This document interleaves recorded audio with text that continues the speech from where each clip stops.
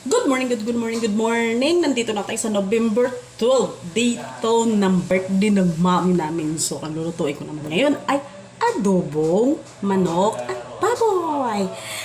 So, syempre mag-iwan ako ng bawang at sibuyas. Yun lang tanghali natin. So, tara.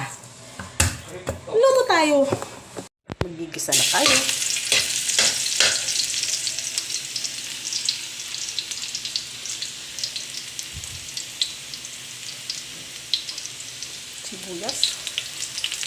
Sibuyas.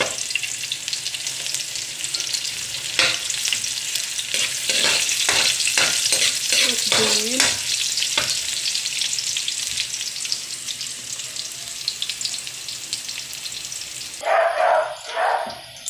at ilulunod na natin yung manok at baboy.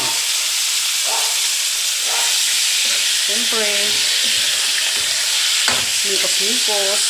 Hindi talaga mawala yung mikos-mikos na yan.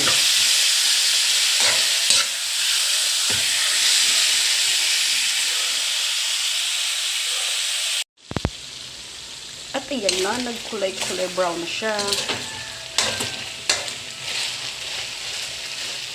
Nagmamantika. Siyempre, lalagyan na natin siya ng toyo.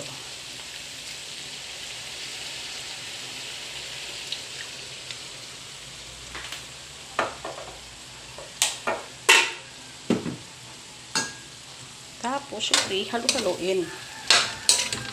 Huwag kalimutan imikos-mikos yan. Yan, nagmamantika na siya. Tignan nyo, diba? Diba? Nagmamantika na siya. Syempre, takpan natin ulit para maluto mo.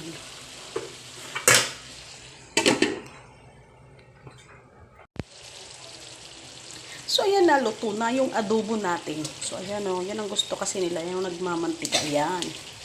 Yan ang gusto nila.